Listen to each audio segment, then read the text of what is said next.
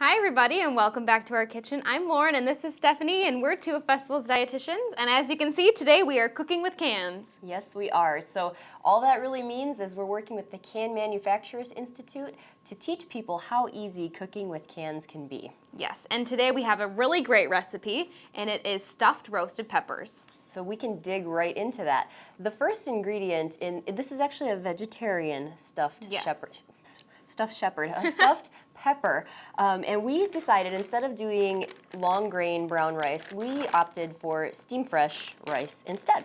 Yes, so you can find this right in the frozen section at your local Festival Foods. And what's great about brown rice is it's a whole grain, so we're getting a little boost of nutrition as well.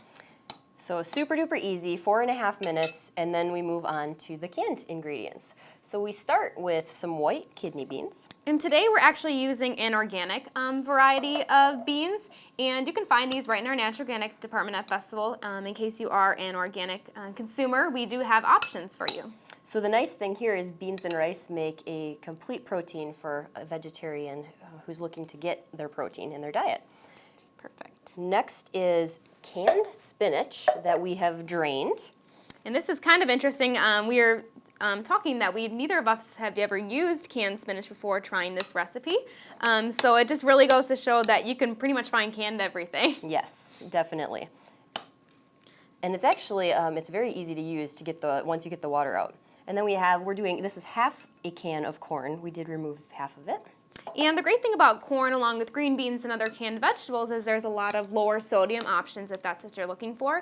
So there are no salt added varieties as well as reduced sodium varieties, which is great when it comes to canned foods. And the corn here adds a nice burst of color. Yes. And the final ingredient is tomato sauce. And you can also use a little bit more tomato sauce if you just wanted it to be a little bit more saucy. Mm-hmm. I'm kind of a fan of a lot of sauce. It really just brings everything together. All right, and there is one final ingredient, and I feel like none of our recipes are complete without that final ingredient. Yes.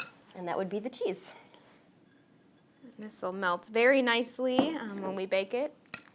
And in the meanwhile, while I'm finishing stirring this, I'll have Lauren do the first step of the preparation with the peppers. So yes. They've already been cut in half. And we're using all different colors of peppers, and a fun fact that, Steph, maybe you didn't know, is that all peppers are actually grown as green peppers, and then the longer they stay on the plant is when they start to change colors. So that's where we get the orange, the red, and the yellow colored peppers. I actually did know that, but just because I had one pepper plant at my house, and I thought if I let it on the vine a little longer, it will grow bigger, and it didn't. It just turned red. Pretty interesting, but that's also how they get a little bit sweeter. I find that with the red and the yellow and the orange colored peppers, they get a little bit sweeter than the green. So I'm just brushing a little bit of olive oil on the inside.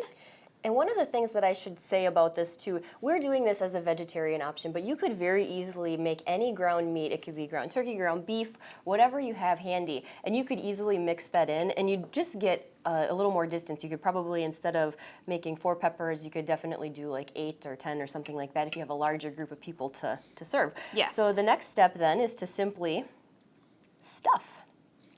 Yes, and as you can see, we have them on their side. I've known stuffed peppers traditionally as kind of standing more upright, but you can really do it either way. Yes, and they start to look so pretty. And once we get the stuffing in, there is, of course, that last topping of cheese, because we didn't get enough on the inside. I'll have Lauren sprinkle a little extra on there. And then once we get the cheese on, we would just be baking this for about 10 minutes at 425. So truly, regardless of whether you'd put cooked meat in there or just this, all you really need to do is heat it through and make sure the cheese is melted. Yes, and then we get that nice roasty flavor from the olive oil that we just put on the peppers. Yes, so she's going to get these out of here.